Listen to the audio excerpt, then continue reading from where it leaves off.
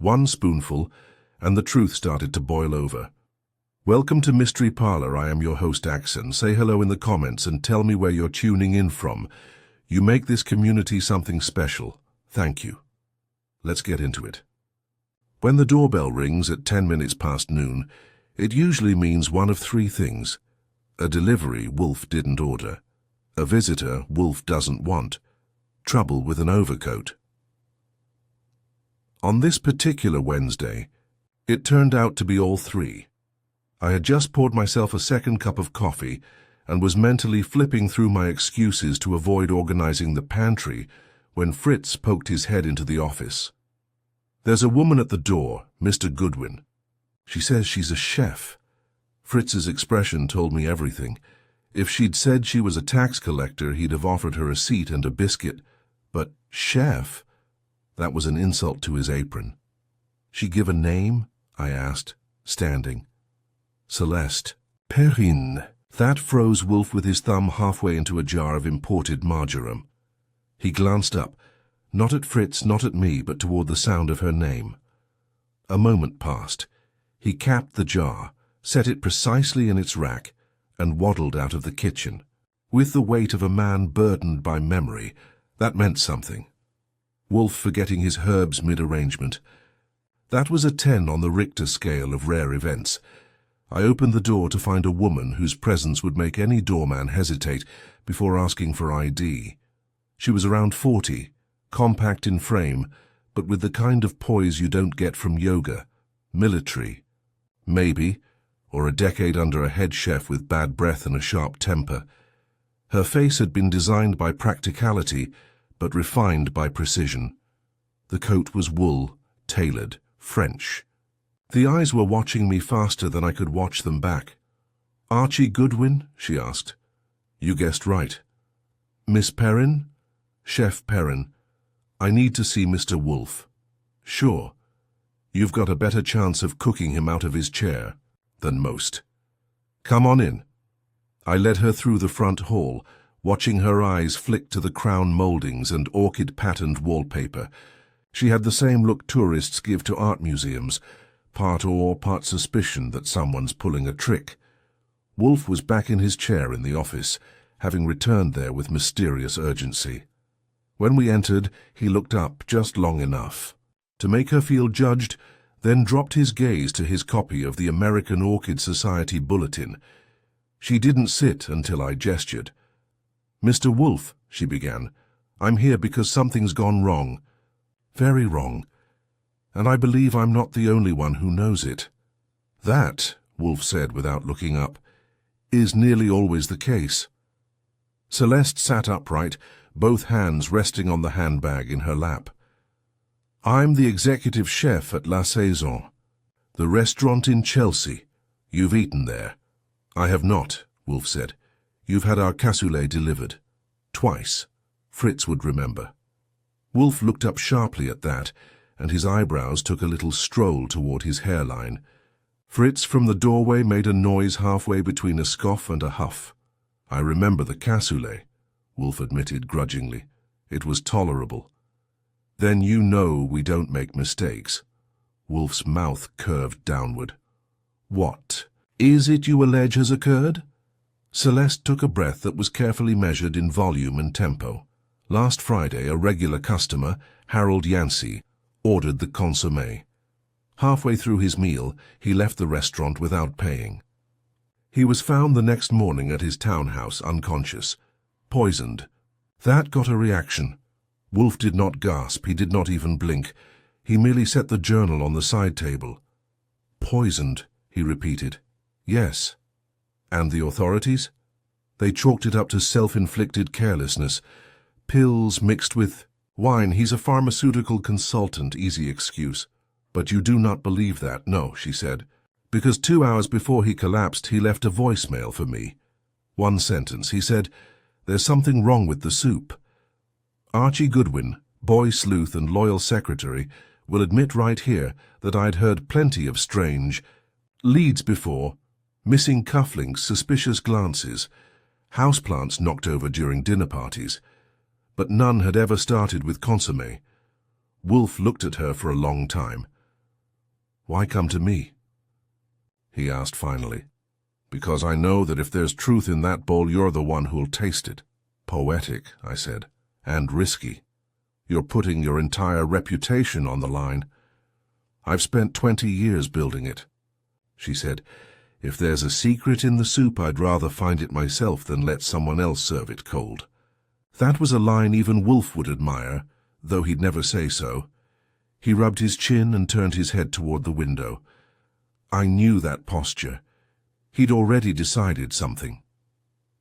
"You will bring me," Wolfe said, "a list of everyone in the kitchen that night, including waitstaff, suppliers, and especially anyone who had unsupervised access to the broth." "I've already compiled it," she said, pulling an envelope from her bag. He accepted it with a sigh, as if he were being asked to critique the work of an enthusiastic but illiterate playwright. "And you will not speak of this to anyone else." "Understood?" she nodded.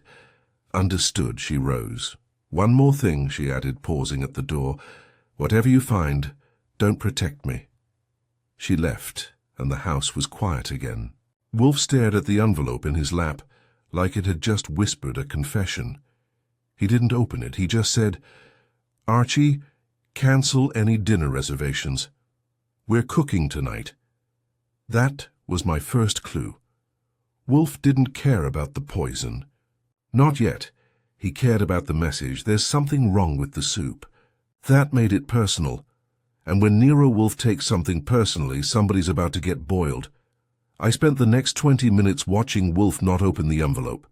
That might sound like nothing, but I've seen Wolfe stare down cabinet, ministers, prosecutors, and orchid smugglers, with less intensity than he was giving that stiff white packet.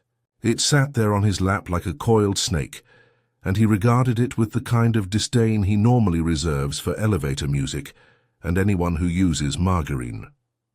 When I couldn't take the silence any longer, I offered my services. "You want me to read it aloud while you recline and brood?" Wolfe grunted. That could have meant yes, no, maybe, or that my voice was only slightly preferable to a stapler through the ear. I took the liberty of opening the envelope anyway. The list was typed, double-spaced, and neatly organized into 3 columns. Name, roll time on site, the kind of layout that tells you someone's trying very hard to look like they're not hiding anything. There were 11 names, 4 line cooks, 2 sous chefs, 1 pastry chef, 1 sommelier, a prep boy, a dishwasher, and the maitre d', which Celeste had annotated with a single comment. He was off duty but arrived late during service. I passed it to Wolfe. He skimmed it, nostrils flaring slightly at the detail. Then he leaned back. "Your thoughts?" he asked. "Well, for one thing, the prep boy's last name is Godfrey. That could mean nothing, or it could mean his mother's the restaurant's accountant, and he's being groomed to inherit her spreadsheet kingdom. Either way, he's got motive, money, or fear of losing it." Wolfe's eyelids drooped. I continued. "The maitre d', Jules Marston, arriving late on a night someone's consommé turns traitor, feels like a coincidence I'd rather not ignore. Everyone else seems clean on paper, which means half of them are probably lying."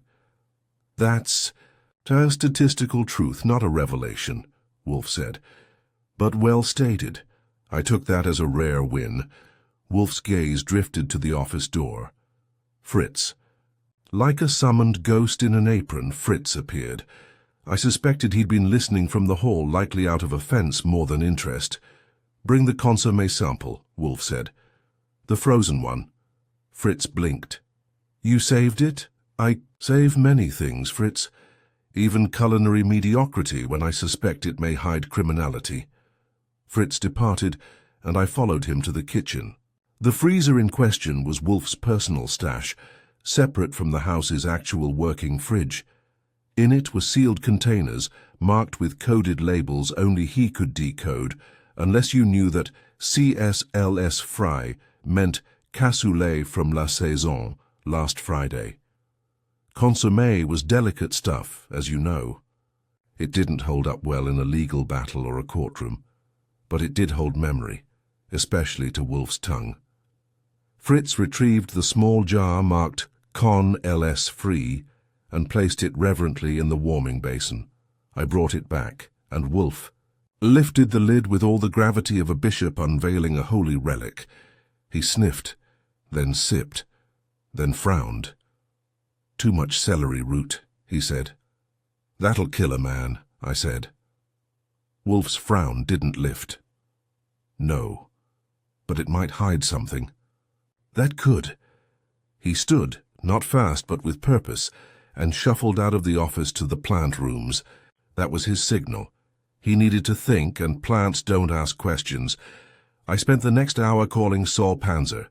If you've never met Saul, imagine a bloodhound disguised as a librarian and wearing better shoes. He picked up on the second.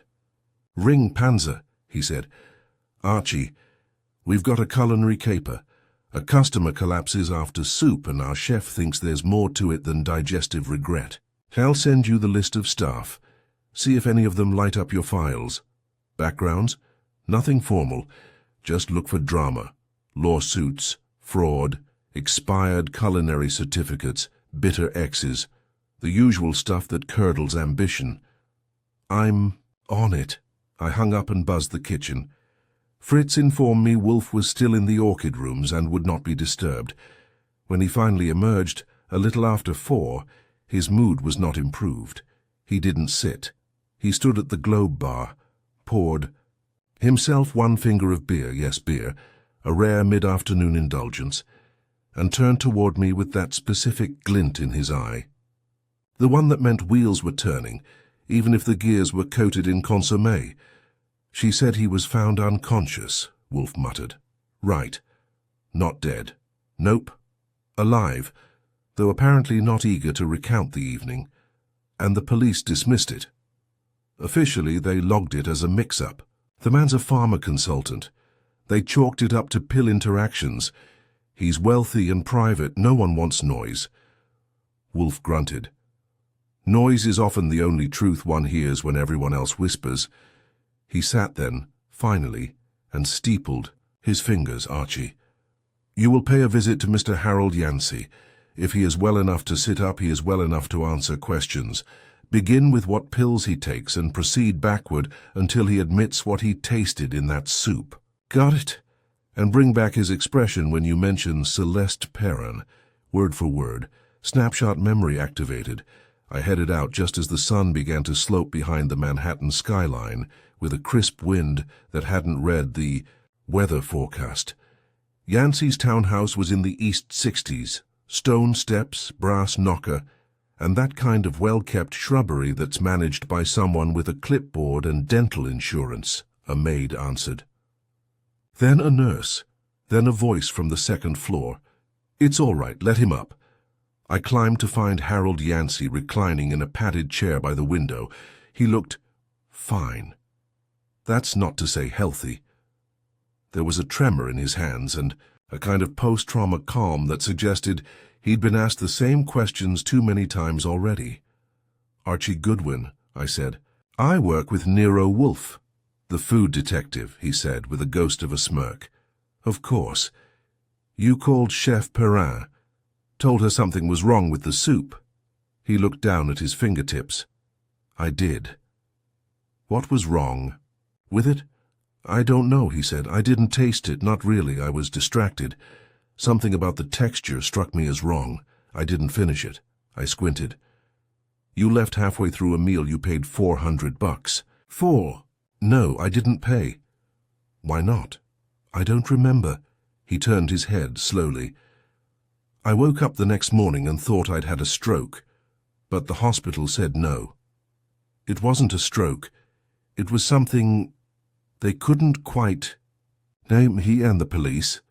They shrugged, said the blood work didn't show a standard poison, just elevated compounds, nerve confusion. "That's what the neurologist said, like my brain was blinking on and off."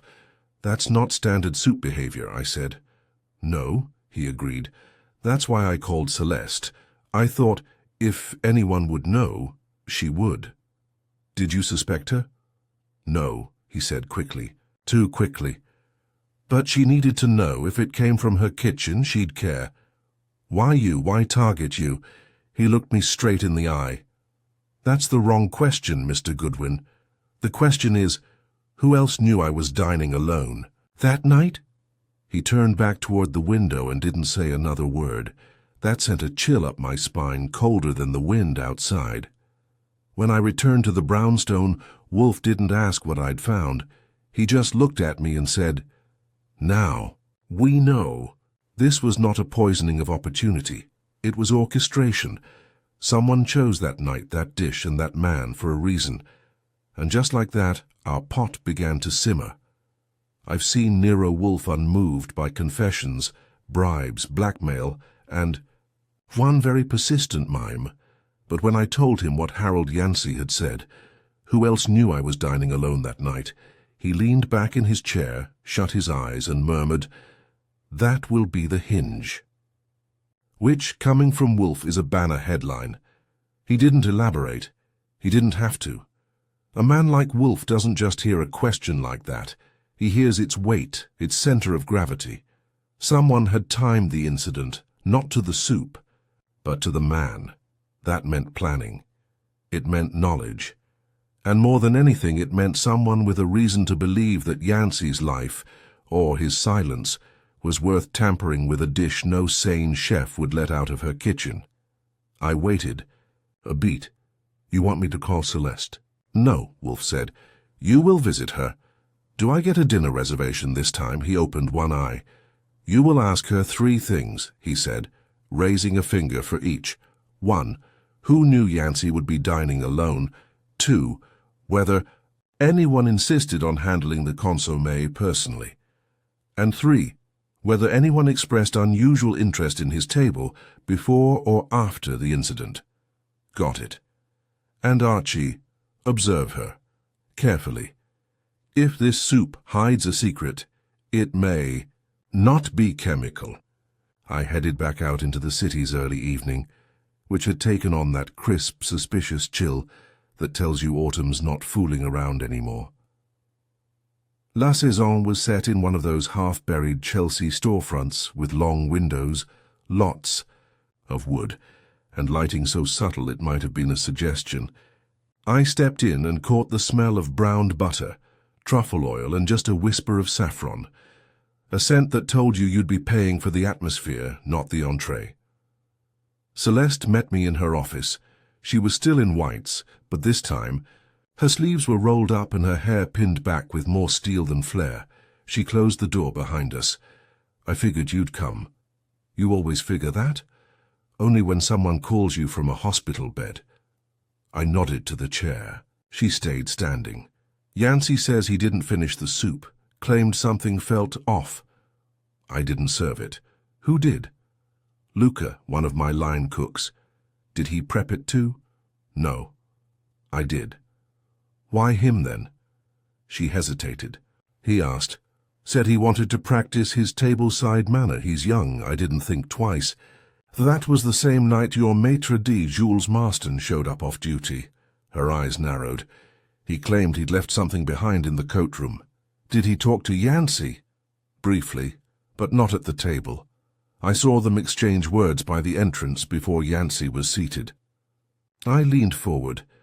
"Did anyone else know Yancey would be alone that night?" "Not officially. Reservations don't list guests unless specified. But he was a creature of habit. Always Fridays, always solo.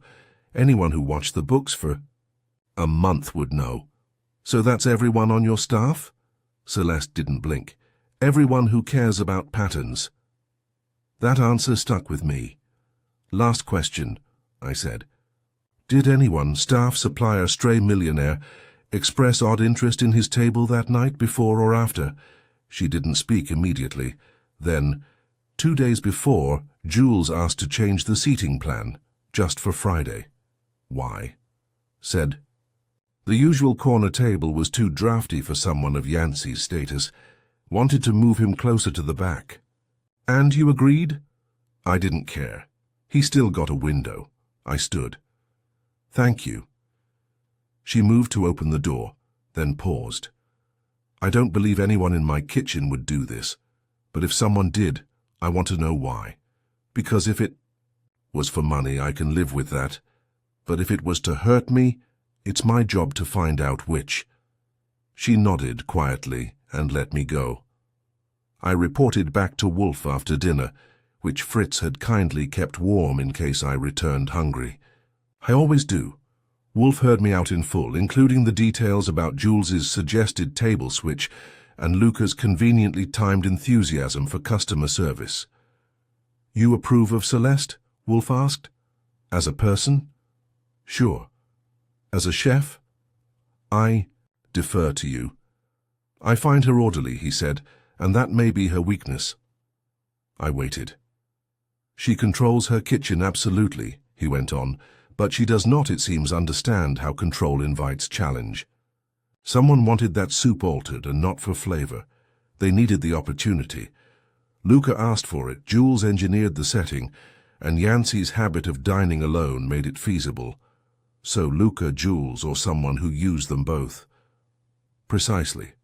I poured myself a small brandy and sat, which brings us to the next step. "Yes," Wolfe said, "Mr. Marston, you will bring him here." "On what pretext?" "You will say we are investigating a foodborne legal liability. He will wish to defend his record and reputation, which he may not have." "Indeed." "Observe him, press him. He must feel he's leading the conversation." "And Luca?" "Later. I prefer to sample the maitre d' first. If he is the conductor of this symphony, he will betray it with tempo." Wolfe's metaphors get strange after dark. I called Marston the next morning, and the voice that answered was polished and faintly weary, like a man who used too much aftershave, and didn't understand why it hadn't solved his problems. "Mr. Marston, this is Archie Goodwin, assistant to Nero Wolfe, the detective, the gourmand. He's looking into an incident involving Harold Yancey." Marston was quiet a moment, then, "Of course, I'd be happy to help. Come by the brownstone this afternoon, say 3? I'll be there." He was, on the dot, dressed in a grey suit too smooth for an honest paycheck, with a crimson pocket square that screamed, "I am relevant." He shook my hand with the casual grip of a man who preferred to delegate strength. I took him in. Wolfe didn't rise when Marston entered naturally. He merely gestured to the red chair and folded his hands. "Mr. Marston," Wolfe said, "we are told you arrived at La Saison on Friday despite being off duty." "I did," Marston said. "I left something in the coat room, a personal matter." "You also spoke to Mr. Yancey." "A brief greeting. He is a loyal customer." "And you suggested a change to his usual table." "Yes, for comfort. The man's aging, the drafter. Was that your only motive?" Marston blinked. "Just once, I beg your pardon." Wolfe's voice dropped slightly. "We have cause to believe the seating change enabled an event of consequence, something that may have affected Mr. Yancey's health." Marston straightened. "Are you suggesting I was involved in some culinary tampering?" "I am suggesting," Wolfe said, "that either you were used or you used others." "I take offense. You are permitted to," Wolfe said. "It is not a legal proceeding." Marston looked to me as if I might mediate. I offered him nothing. He rose abruptly. "If you have further questions, contact my attorney." "You have one," Wolfe noted. Marston hesitated. "People in my profession are advised to retain counsel. It is not an admission of guilt." "Of course not," Wolfe murmured. "It's merely preparation." Marston left. I turned to Wolfe. "You believe him?" "No. But I believe he believes he's clever enough to lie well." Wolfe leaned back and shut his eyes again. "Next," he said, "we speak to the boy who carried the bowl." And somewhere in the back of the house, Fritz dropped a spoon. The boy who carried the bowl went by the name of Luca Morrissey, and if there was a poster child for ambition disguised as humility, he could have sold out Madison Square Garden. He was 23, a recent graduate of the Culinary Institute of America, and currently employed as a line cook at La Saison, which he'd described on his application, according to Celeste, as a crucible of excellence forged daily. Wolfe would have thrown the paper in the trash. Celeste gave him a shot. And on the night in question, Luca delivered a bowl of consommé to a man who nearly died without anyone raising a spoon. When I called the restaurant the next morning, Celeste didn't sound surprised. "I've told him to meet you. He's nervous. But he'll come." "Good. I like my interviews nervous, makes them leak faster." "He's not your average leak." "No," I said. "He's a line cook in a kitchen where soup might have been laced, and he's the one who carried it out. That makes him a potential saboteur or a pawn. Either way, I plan to find out if he was playing chess or just got used as a piece." She hung up without saying goodbye, which told me she was under more pressure than she'd admit. Another point. On the board. Luca arrived at the brownstone just before noon, dressed in a button-down shirt that hadn't been ironed, and shoes that might have belonged to a waiter, not a cook. He was thin, nervous, and trying to hide both. His eyes darted too often, but he had the kind of sharp cheekbones that make people forgive bad posture and avoidant glances. I brought him into Wolfe's office. "Mr. Morrissey," I said. "Meet Nero Wolfe." Wolfe didn't stand, of course. He looked at Luca as if he were trying to determine whether the boy was edible, and if so, how badly someone had overcooked him. "Sit," Wolfe said, pointing to the red chair. Luca sat. "You know why you're here," Wolfe said. I think." "So," Luca said, "it's about Mr. Yancey. Correct, you were the one who brought him the consommé." "I was." "Why?" Luca blinked. "Chef Perrin let me," I asked. "Why?" "I wanted practice. I'm working towards sous chef, and front-of-house exposure is part of the cross-training she encourages." Wolfe's lips twitched. "Cross-training. A kitchen is not a gymnasium." "I know, but she believes in the whole experience. She says every plate that leaves the pass carries the chef's name, whether the guest sees them or not." Wolfe raised an eyebrow. "Did you speak to Mr. Yancey?" "Just greeted him, set the bowl, asked if he wanted anything else. He said, 'Joshua, did you prepare the soup?' 'No, sir.' 'Did you see anyone else handle it before you brought it out?'" This was the first time Luca hesitated. I noted the pause, 2 seconds too long. "Well?" Wolfe prompted. I didn't see anyone touch it, but Jules, Mr. Marston, he leaned over the pass just before I picked it up. Said something about the garnish being too sparse, and he sprinkled in a few more strands of chervil. I didn't think anything of it. Did you watch him do it? Not closely. Did he have anything in his hands? I don't think so. You don't think, Wolfe repeated. Luca was sweating now. Wolfe leaned back. You are certain of this? Luca hesitated again. Yes. You're lying, Wolfe said flatly. Luca's jaw dropped, then closed. Sir, You're lying poorly, Wolfe continued. You're frightened, and it's not because you doubt your memory. It's because you know something you're afraid to say. I watched Luca's hands start to shake. Mr. Morrissey, Wolfe said more gently, we are not the police. We are not the press. But we are thorough, and I do not enjoy being lied to. Luca swallowed. He put something in it. There it was. What? Wolfe asked. I don't know, a pinch of powder, white like salt. But he didn't use the kitchen salt. He had it in a small paper packet. And he said nothing to you? He smiled. That's all, just said, make sure he gets it while it's hot. Why didn't you report it? Luca was floundering now. He's the maitre d'. I thought maybe it was a dietary addition, a supplement Mr. Yancey asked for. I didn't want to cause a scene, even when the man collapsed the next day. That didn't come out until Saturday, and by then Marston told me it had been resolved. You believed him. Luca looked at his feet. I wanted to. There was silence. Wolfe tapped his fingers together. Then, you will write down everything you've told us word for word. I will. Leave out nothing, not a syllable. If you remember a glance, record it. I understand. Good. Archie, take Mr. Morrissey to the dining room. provide. Him paper, ink, and a plate of Fritz's biscuits. Return when he is done. I escorted Luca out, leaving Wolfe in a state that looked like stillness, but was actually fermentation. He had what he needed, but he wasn't going to stir until he'd let it age, like a good wine or a bad motive. An hour later, Luca returned with the written account. I read it. It matched everything he'd said, with one additional detail. After. Marston walked away. I saw him wipe his fingers on a handkerchief before he stepped back into the dining room. He did it fast, like he didn't want me to notice. I handed the page to Wolfe. He read it twice, slowly.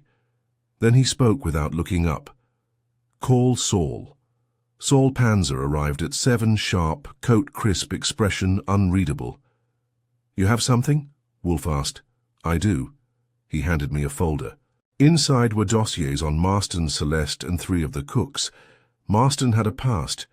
He'd been terminated from a private club in Boston 4 years earlier under sealed HR circumstances, but a leak through Saul's Boston source revealed the truth: tampering with guest requests. Nothing provable, but 2 patrons reported faintness after drinking wine he'd poured. The club buried it. No formal charges. Motivation? Wolfe asked. Power, Saul said. Control. The thrill of it. Wolfe grunted. What about Yancey? I asked. More than you know, Saul said. Marston and Yancey had a prior connection. 15 years ago, they were both working at a wellness retreat in Vermont. Yancey was consulting on supplements.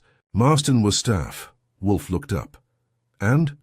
Apparently Yancey exposed a fraud ring at the retreat. Herbal supplements being laced with mood enhancers, he testified quietly. Staff were dismissed. Records sealed. I whistled low. So, I said, Yancey unknowingly ruined Marston's side hustle, and years later when he walks into La Saison on a Friday night, he gets soup, Saul said. Laced with something, Wolfe added. Not lethal, but disorienting, humiliating. A message, not a murder. But why now? I asked. After all this time? Because, Wolfe said, Marston wasn't finished. He wanted Yancey to know he'd been touched, to feel helpless. And Celeste? She was collateral, Wolfe said. The kitchen was the weapon. She merely provided the venue. He closed the folder. Tomorrow, he said, we invite Mr. Marston back, with company. And I knew what that meant. The brownstone was about to host a little dinner party, with one guest about to be served. At 2:00 p.m. the next day, Nero Wolfe rang the bell. Not the doorbell, the office bell.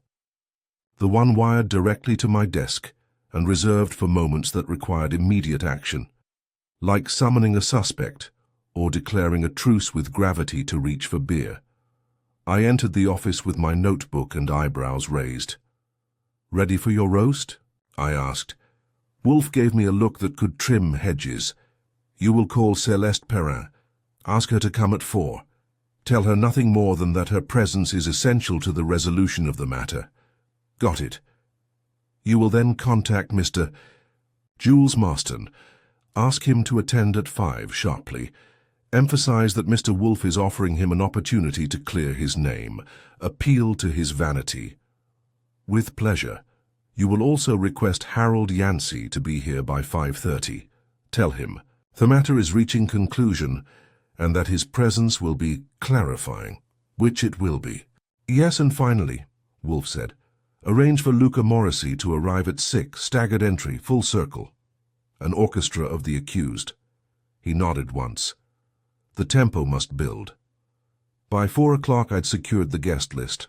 Celeste had agreed with the cool certainty of someone who didn't like surprises, but liked being left out even less.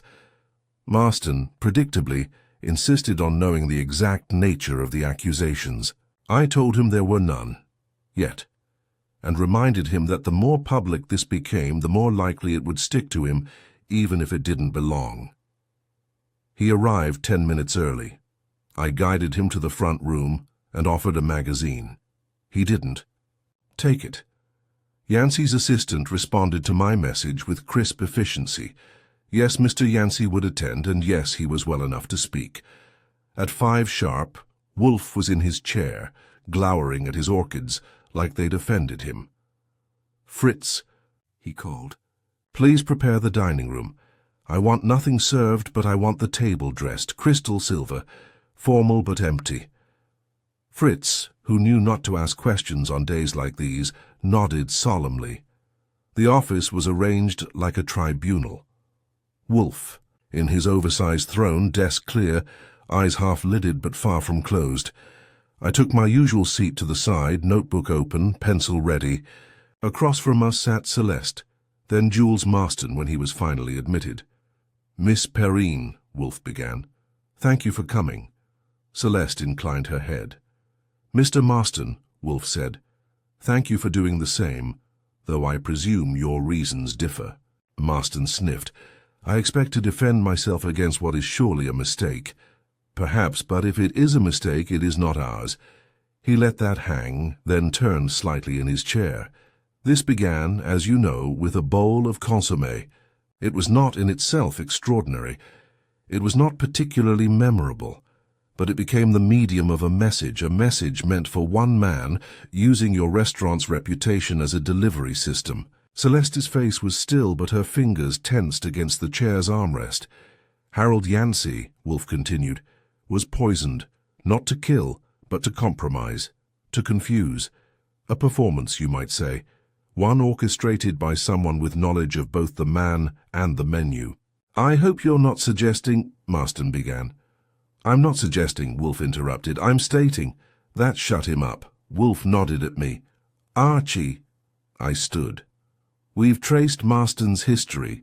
15 years ago he worked at a wellness retreat with Mr. Yancey. Yancey was a consultant. Marston was more than a staff member. He was an opportunist. A scheme involving performance-enhancing additives was exposed and shut down, quietly. Yancey's testimony, though discreet, was enough to end the grift." Marston's face darkened. "You can't prove that," he said. "We don't have to," I said. "But we can prove that you altered a customer's dish without authorization, using a foreign substance, confirmed by Mr. Morrissey, who witnessed the act." Marston's mouth opened and closed. He reached into his pocket, but Wolfe's voice stopped him. "I would advise," he said, "against producing any legal document at this moment. You are not under arrest. You are under scrutiny." "Then let me speak," Marston snapped. Wolfe nodded. "I did add something to the consommé, a powdered supplement, harmless. I'd used it before, years ago, with Yancey's knowledge. I thought it would be a gesture, a callback." "Indeed," Wolfe said. "A callback to his humiliation, to the moment you lost your lucrative scheme. It was not meant to nourish, it was meant to destabilize." Celeste turned sharply to Marston. "You used my kitchen for a grudge." Marston looked at her, then at Wolfe. "You don't understand what it was like," he said. "He destroyed everything with a few words. I lost 10 years, and he never even looked back. He never even knew my name." "Now he does," Wolfe said. The bell rang. I went to the door and returned with Harold Yancey. He looked composed but distant, like someone still measuring the world in fractions. Wolfe gestured to the empty chair. "Mr. Yancey, thank you for coming." Yancey nodded. "I assume this is about what happened last week." "It is," Wolfe said. "The man who tampered with your soup is here. You once exposed him, perhaps unknowingly. He has returned the favor, knowingly." Yancey turned to Marston. The recognition was slow, painful. "You?" he said. "You were in Vermont." "Yes," Marston said. "I didn't even remember your name. That's the point." There was a long silence. Wolfe let it settle before speaking again. "There is one more guest, one final voice." Luca arrived, sheepish but upright. He repeated his statement in front of the room. The others listened, no one interrupting. When he was done, Wolfe exhaled through his nose. "The facts are clear," he said. "Mr. Marston, You manipulated the seating. You tampered with the consommé. You used your authority and discretion to reenact a vengeance that no longer mattered to anyone but yourself. You endangered a man's life and jeopardized the reputation of the restaurant that trusted you. Marston said nothing. Celeste rose. You're finished, she told him. I'll make sure every place you apply knows exactly who you are. I doubt, Wolfe said mildly, that he will apply anywhere reputable again. I saw Marston's expression crumple at the edges. Not guilt, not even shame. Just defeat, like a souffle folding in on itself. Yancey stood.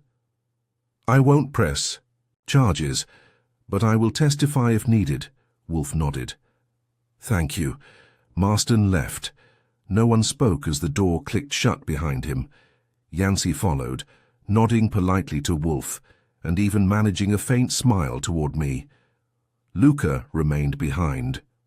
Should I be worried? He asked. No, Wolfe said, but you should be wiser. Luca nodded and left. When the door closed, Celeste turned to Wolfe. I owe you. No, Wolfe said. You owe your kitchen the truth. Maintain that, and no debt accrues. She almost smiled. Still, thank you. As she left, I turned to Wolfe. Well, I said, the secret in the soup turned out to be the seasoning of revenge. You want me to write that down for the files? No, Wolfe said, but I will. Take dinner.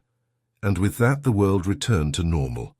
Fritz served braised duck with rosemary and barley. Wolfe ate. I poured the wine.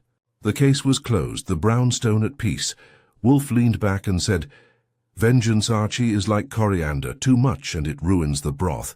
But to the untrained tongue it feels like flavor. I raised my glass. To knowing the difference, he didn't clink it, of course. But he did grunt, which from Wolfe is practically applause. By the time Wolfe's dinner plate was cleared, and Fritz retreated to whatever post-meal rituals involved scrubbing duck fat out of copper pans, I had the office back in order. The chairs were returned to their places, the crystal glasses washed and dried, and the only trace of the day's chaos was a faint whiff of parsley and prosecution lingering in the air. Wolfe, true to form, had not moved from his chair. He had closed his eyes, fingers steepled against his chest, and appeared to the untrained observer to be asleep. I knew better. The man didn't nap after victory. He absorbed. Like a python digesting its prey, Wolfe needed stillness and silence to pass the philosophical meat of it all. I, on the other hand, was vibrating. You know, I said, leaning against the edge of my desk, I think that one might make the all-time top 10. Maybe top 5 for sheer elegance, no bodies, no blood, and still all the thrill of a firing squad. Wolfe grunted. It was not elegant, he murmured. It was petty. A shallow man chasing remembrance through a performance no one wanted to attend. Still, I said, he almost got away with it. No, Wolfe corrected, opening one eye.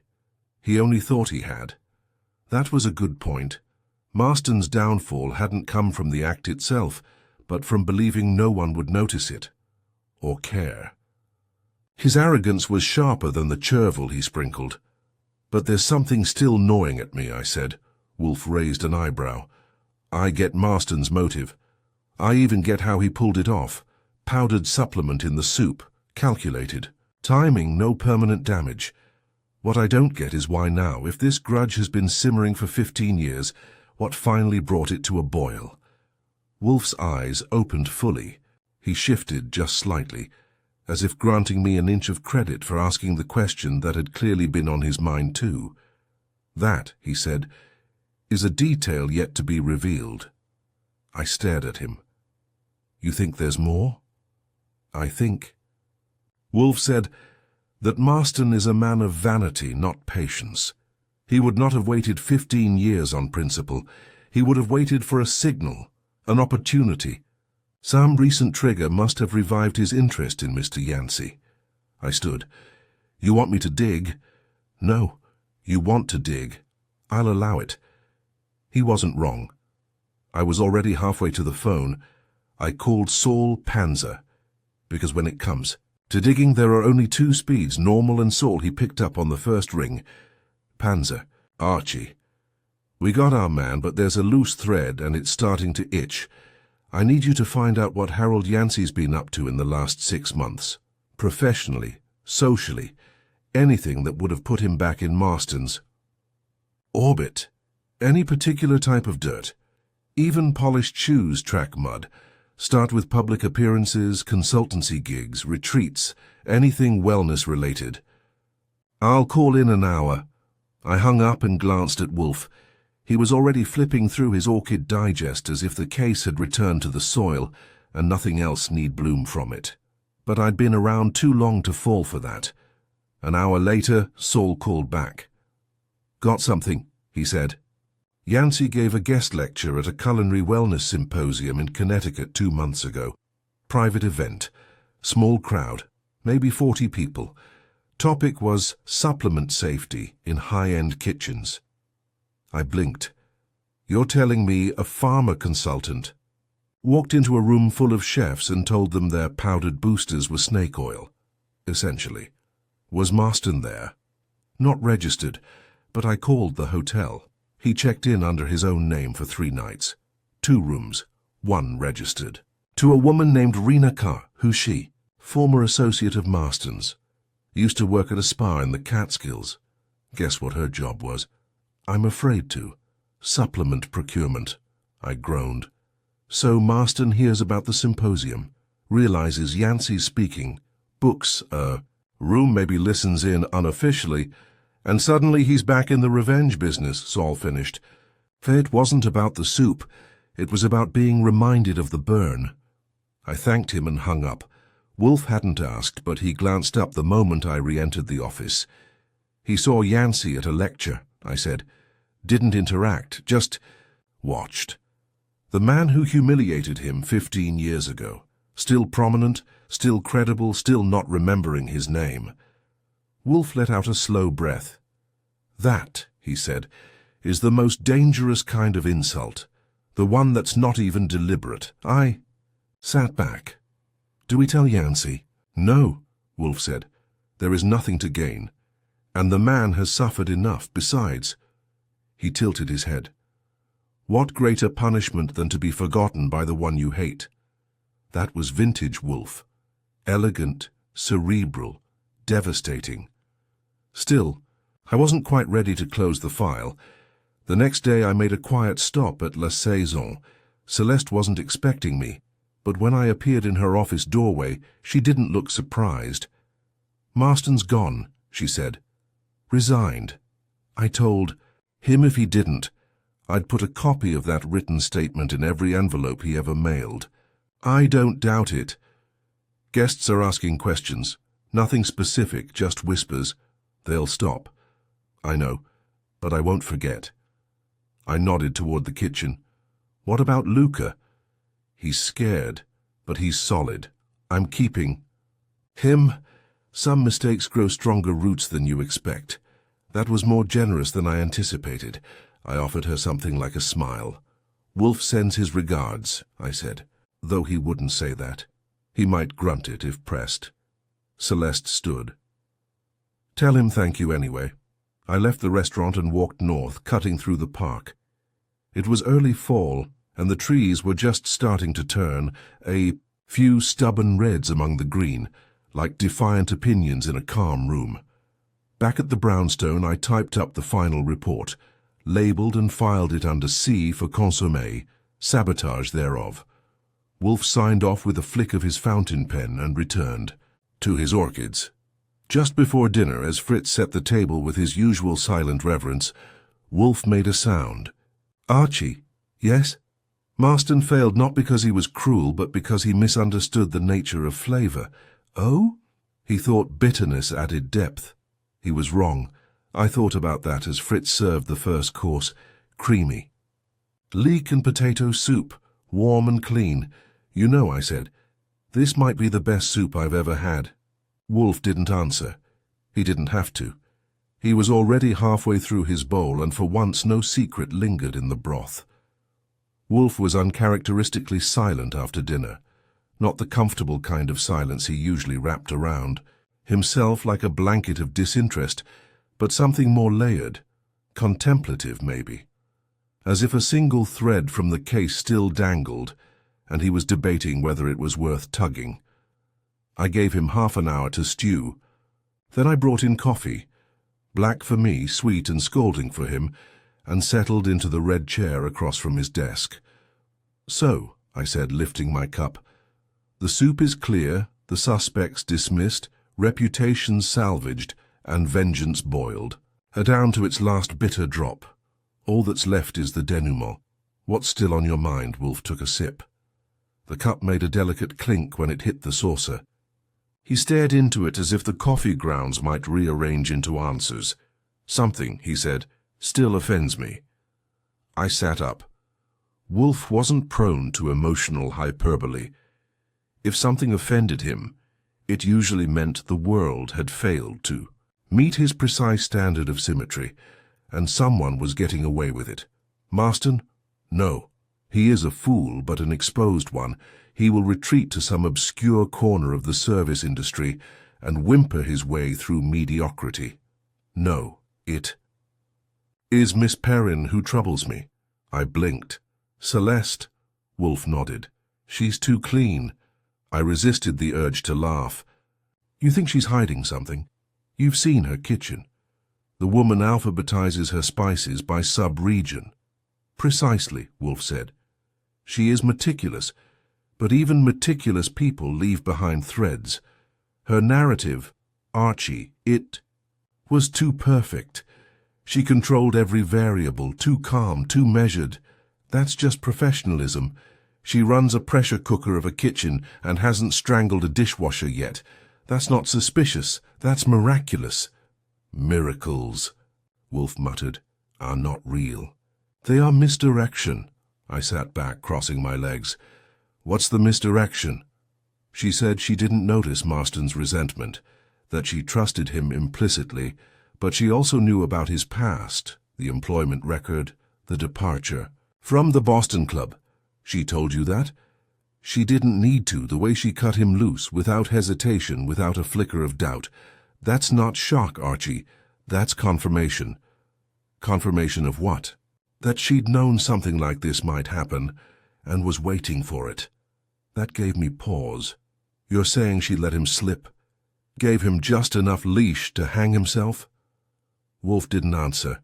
He didn't need to. He simply lifted his cup again, as if the heat from the porcelain would distill the truth. Maybe, I said slowly, she'd seen signs, mood shifts, unusual behavior, but thought she could control it. Perhaps. But consider the night in question. She allowed Luca, an untrained line cook, to deliver a signature dish to a high-value guest on a Friday service, no less. She, said Luca, asked. Of course he did. He was prompted, or manipulated, either by Marston or by her. That pulled me up short. You think Celeste prompted Luca? Why would she? To watch, Wolfe said simply. To see if Marston would take the bait. That's a hell of a risk. She made it sound like the decision was casual, even generous, but nothing about her is casual. I sat in silence, rolling it around. You think she suspected Marston? Would make a move and let him? Yes. I ran a hand down my face. Okay, let's say she did. That still doesn't make her culpable. Morally gray, sure, but not criminal. No, Wolfe agreed, but it means she manipulated us as much as she did him. I stood, restless now. So what do we do with that? She got her outcome. She neutralized a threat, protected her brand, and never soiled her apron. She didn't lie to us, she just withheld shading. Which, Wolfe said, is often more revealing than a falsehood. Are you saying we should expose her? No, Wolfe said. We have no proof, and no cause. I turned to the window. The brownstone was quiet. Outside, the city went on blithely, street lamps blinking on like tired eyes. So we let her walk. She already has, Wolfe said, but we adjust the record. I looked back. You want it in the case log? Wolfe gave a slow nod. Addendum only, he said. A personal note.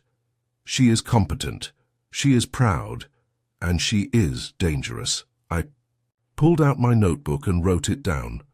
Addendum. Client observation, Chef Celeste Perrin demonstrates clinical detachment, possible foreknowledge of suspect's volatility, potential that the incident at La Saison was anticipated and subtly provoked to resolve internal instability. Note for future reference, formidable adversary if misaligned. When I read it back, Wolfe grunted his approval.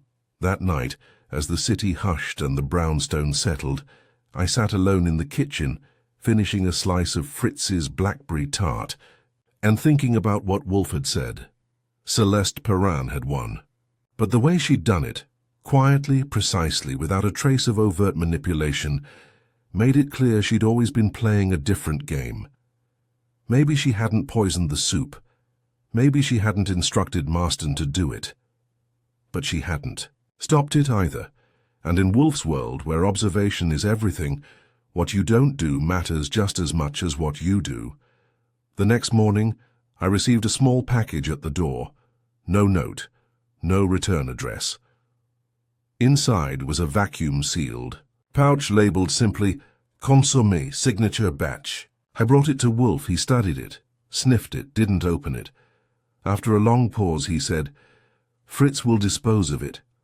You're not even curious. Of course I am, he said. But I am not reckless. I turned the package in my hands. It's a message, I said.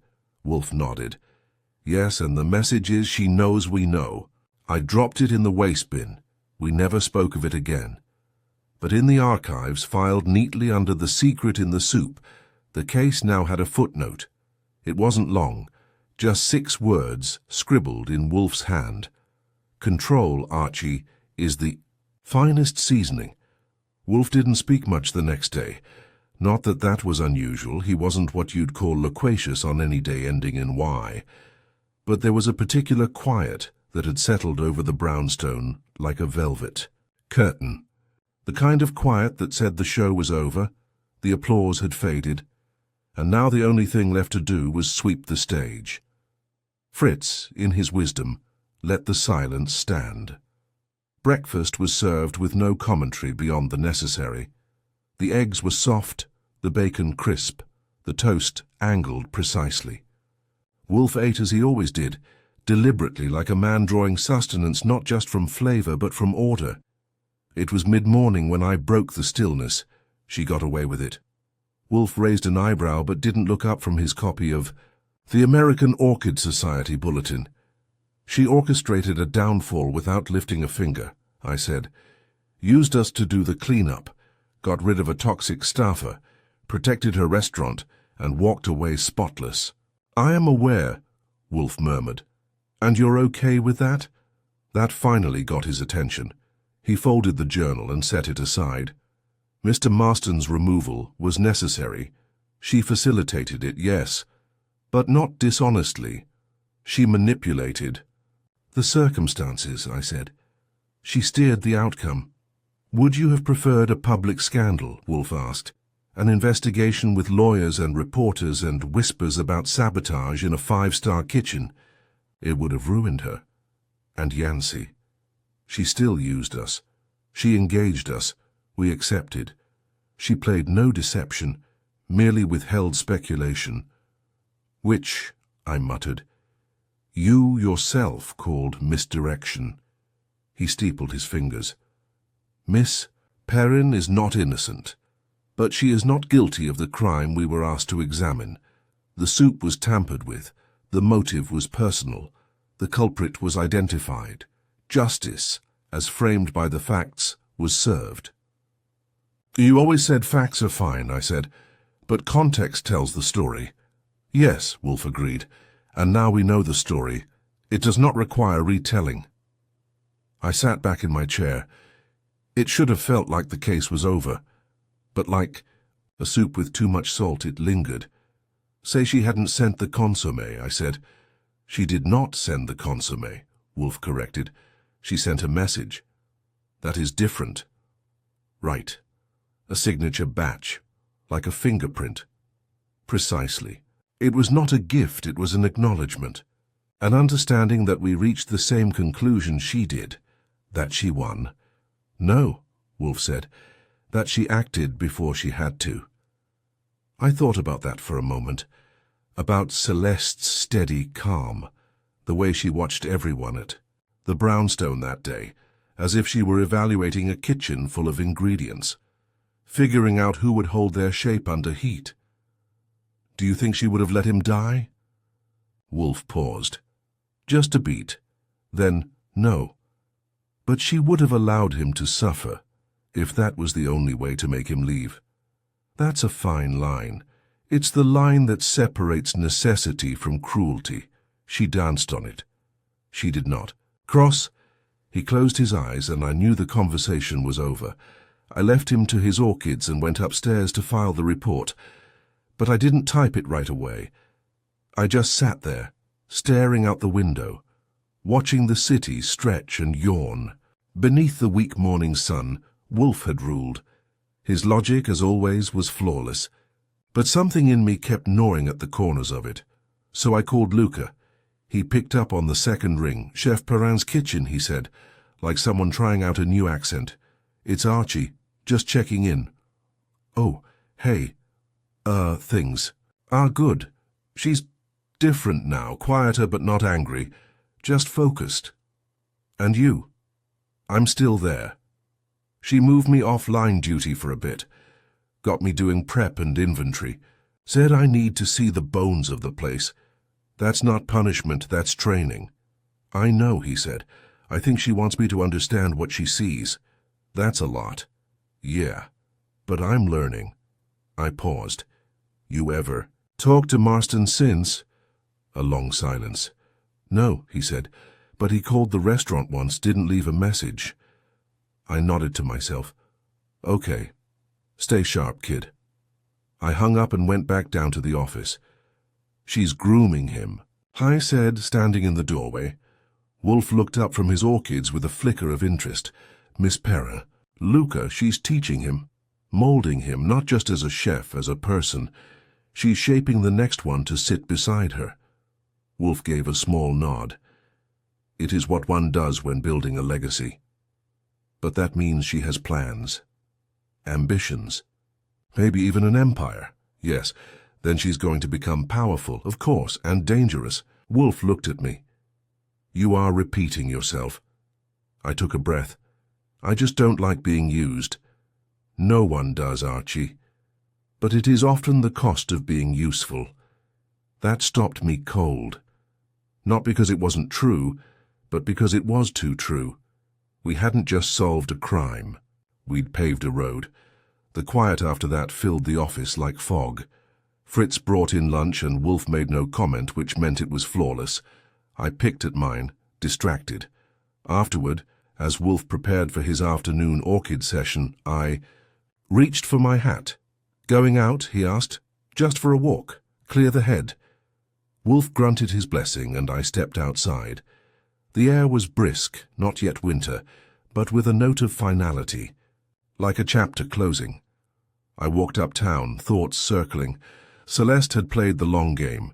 She'd manipulated events not for revenge, not for ego, but for control. That was the true seasoning in the soup. Control of her kitchen, control of her people, and in the end, control of us. She hadn't broken a single law. She hadn't twisted a single fact, but she'd known from the moment she stepped into the brownstone how this would end. When I got back, Wolfe was back in his chair, reading. I dropped my hat on the rack and said, So, are we going to work? For her again? She will not ask, Wolfe said without looking up. Not unless she's desperate. And if she does, then I will consider the soup, I smiled. Better hope it's not too salty. Wolfe grunted. Dinner that night was lamb stew, rich, simple, humble, the kind of meal that doesn't make headlines but sticks to your bones. Afterward, Wolfe leaned back, hands on his belly. You know, Archie, he said, eyes half-lidded, not every case ends with justice. Some end with equilibrium. I raised her glass of burgundy. And some end with a note in the file marked caution. He inclined his head. To seasoning. To control, I said, and for once Wolfe clinked the glass, a soft sound, like a spoon gently stirring a secret. The following Monday, life in the brownstone resumed its usual rhythm. Wolfe rose at 8, tended his orchids from 9 to 11, and expected lunch at precisely 12:30. Fritz was back in full command of the kitchen, and I was, as ever, handling the phones, mail, and the occasional dubious caller convinced their missing cat was a coded message from the CIA routine. Had returned. But like any good sauce, this one had a subtle aftertaste. Even though the case of the consommé was wrapped, labeled, and filed, twice if you count Wolfe's private addendum, it still sat heavy in the corners of my mind. Not because we hadn't done our job, but because we'd done it perfectly. And yet something about that perfection felt orchestrated. Wolfe noticed, of course. He always does. Archie, he said over lunch, grilled trout with a white wine reduction that Fritz had absolutely nailed. You are chewing as if the fish has personally offended you. It hasn't, I said. I'm just thinking about Miss Perrin and what she's thinking. Wolfe dabbed his lips with a napkin and sighed. Miss Perrin is not thinking about us. She has moved on. You're sure? Of course, she is a chef. She has a dining room to run, a staff to inspire, and now a protégé to instruct. Her attention is fixed forward. But she still sends the consommé. A gesture. I looked at him. You really think that's all it was? No, Wolfe admitted. But that is all it needs to be. I pushed back my plate and folded my arms. We've worked for clients who've lied, manipulated, sabotaged, and flattered their way through worse. But she didn't do any of that. She simply allowed. Wolfe lifted his glass. An excellent word, he sipped. That afternoon, while Wolfe retreated upstairs to his orchids, I sat in the office with a pile of old case notes. I wasn't revisiting for nostalgia. I was looking for patterns. We'd seen our share of strategic clients, men, and women who used Wolfe as a scalpel, never admitting they were the ones drawing the map. They came in mild, made themselves sympathetic, and watched us cut away their problem. But something about Celeste was sharper. She hadn't just waited for someone like Marston to make a mistake. She'd curated the moment. And what's more, she'd made sure we were the ones to uncover it, keeping her hands as clean as a sous vide pouch. At around 3, the phone rang. Brownstone, I answered. There was a pause, then a woman's voice. Crisp, composed, familiar. I'm looking for Mr. Wolfe. Speaking on behalf of Mr. Wolfe, I said, is Mr. Goodwin. What can I do for you? This is Rena Carr. That name rang bells. Marston's former associate, supplement supplier. The woman Saul had tracked to the Vermont retreat, and, again at the symposium, she was the shadow on Marston's side of the stage. And now she was calling us. Well, I said, you're not who I expected to hear from. I'd like to speak with Mr. Wolfe. He's indisposed. It concerns a matter that may touch on your recent case. That got my attention. I didn't say anything. I believe Jules Marston may be preparing a legal retaliation, she said. Against who?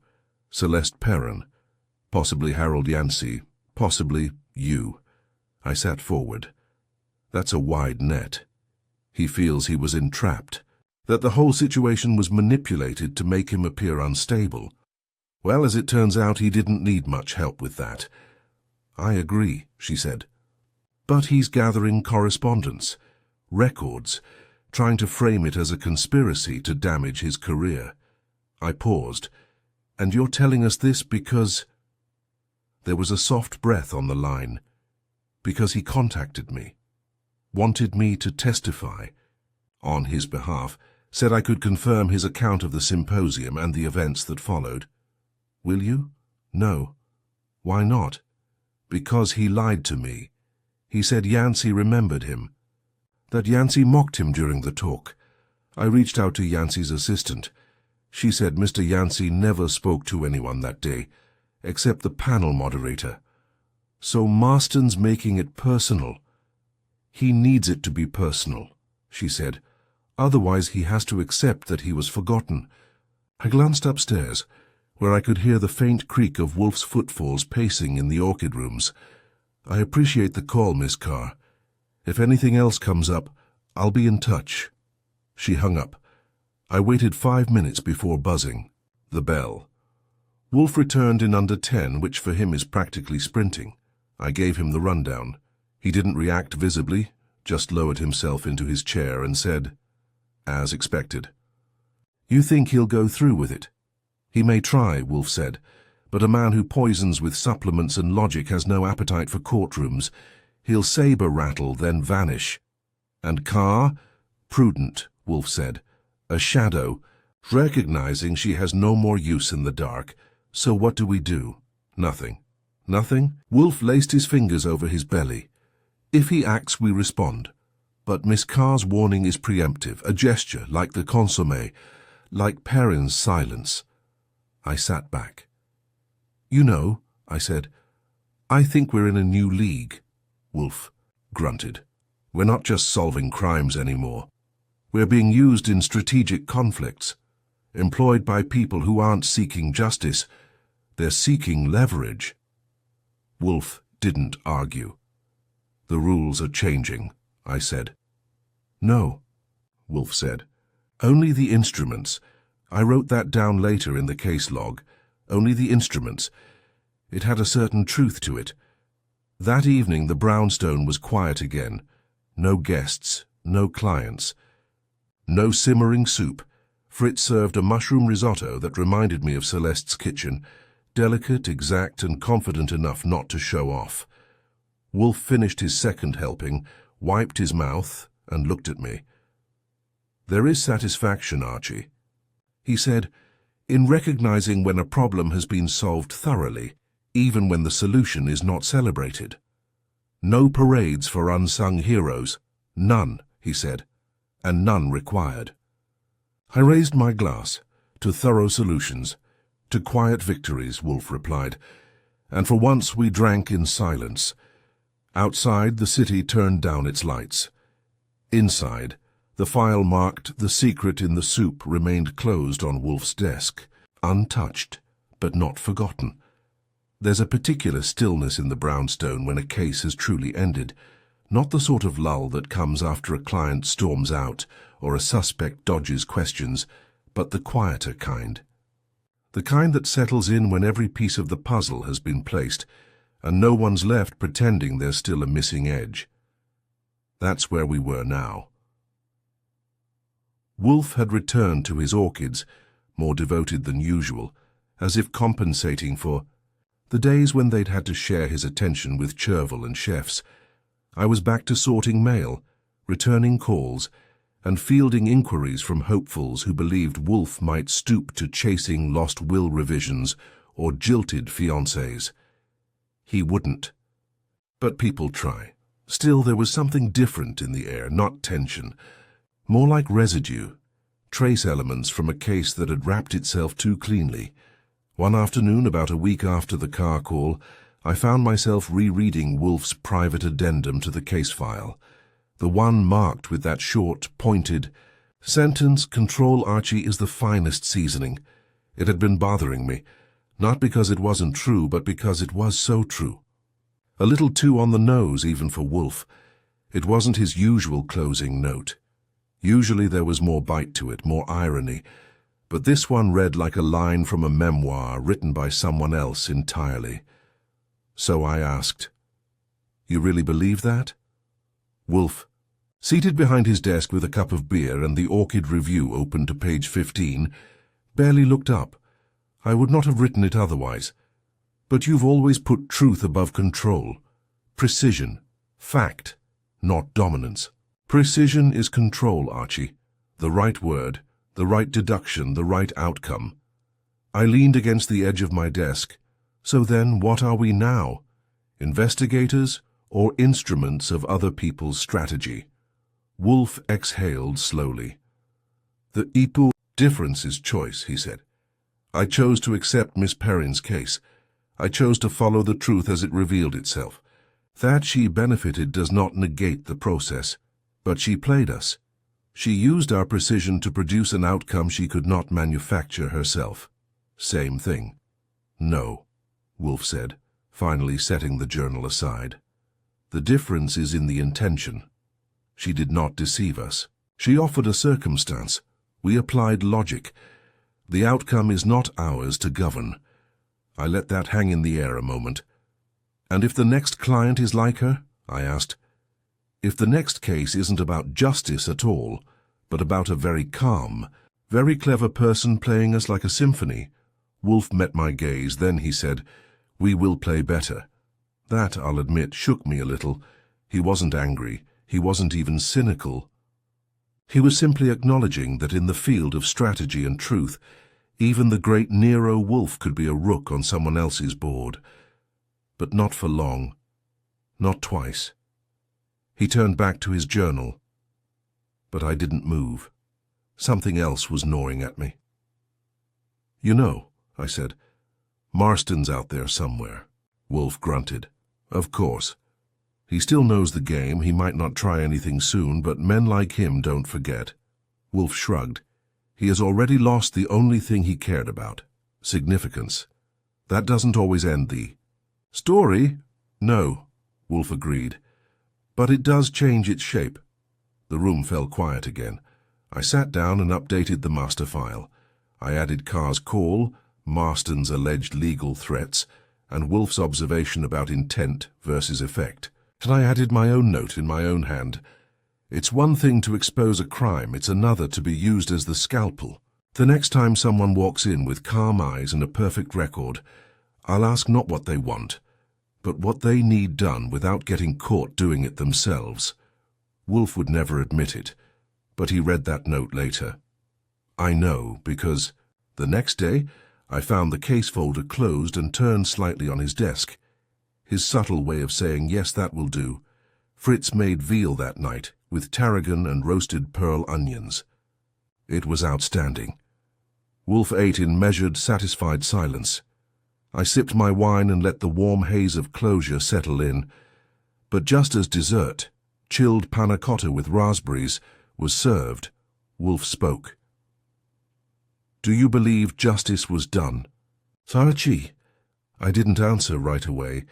It wasn't a rhetorical question, but it wasn't an easy one either. "I think," I said, "Marston got what he deserved, but not from us." Wolfe nodded. "And Miss Perrin?" "She got what she needed. But I'm not sure that means she deserved it." Wolfe took a bite of dessert. "The world does not reward deserving people. It rewards prepared ones." I pointed my spoon at him. "That right there is why people either adore you or want to push you down a staircase." He didn't reply. He didn't need to. The next morning a courier delivered a small flat envelope addressed in handwriting I didn't recognize. It was embossed with the subtle watermark of La Saison. No note, just a single menu card. I unfolded it. Autumn Renewal Tasting Menu, Céleste Perrin. And there it was. The first course, Consommé de réflexion, served clear but never simple. I brought it to Wolfe. He read it, said nothing, but he smiled.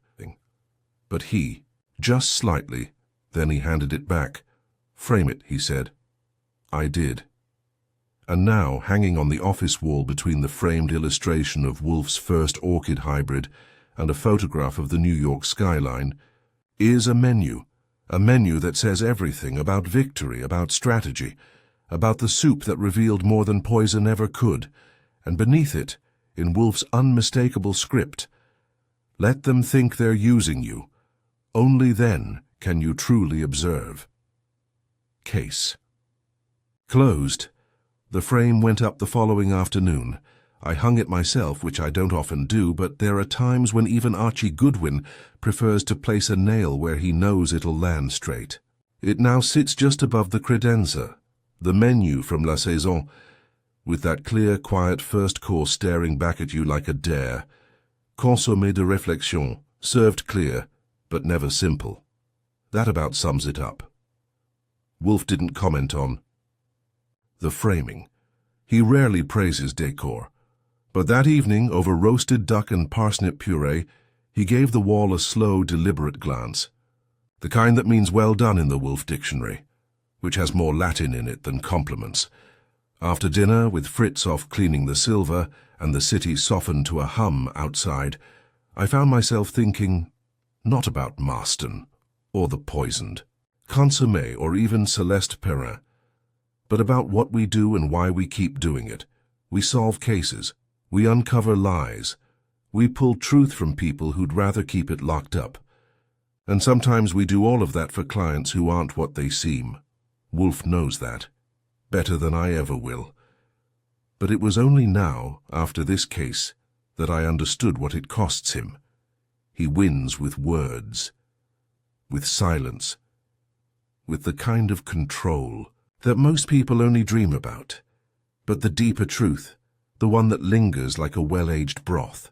Sometimes control means knowing you've been maneuvered and letting it happen anyway, because in the end the facts spoke for themselves.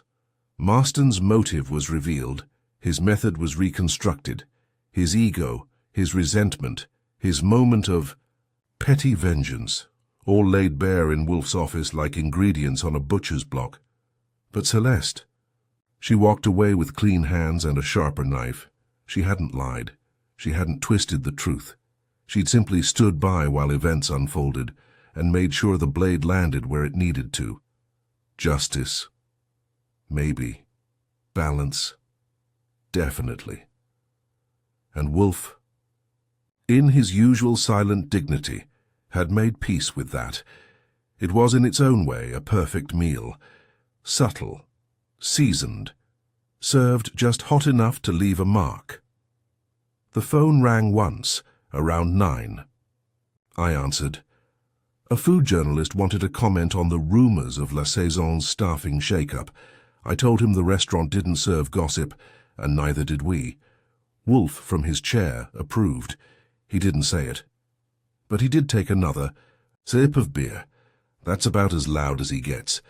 Before I went up for the night, I paused at the door of the office. You know, I said, we've had clients use us before. Yes, Wolfe said. But this one, she played it like a maitre d', knew exactly when to seat us, when to serve, when to clear the table. He didn't answer. Still, I added, we found the truth, even if it came garnished. That earned a low, satisfied grunt. And the next time someone walks in with a polite smile and a clean coat, Wolfe looked at me over the rim of his glasses. We will be ready. I nodded and turned to go. But as I stepped out into the hall, Wolfe called after me, softly, deliberately. Archie. Yeah? You were right. That froze me. I turned. About what? About the consommé. I waited. It was never about flavor. He turned back to his book, and just like that, it was done.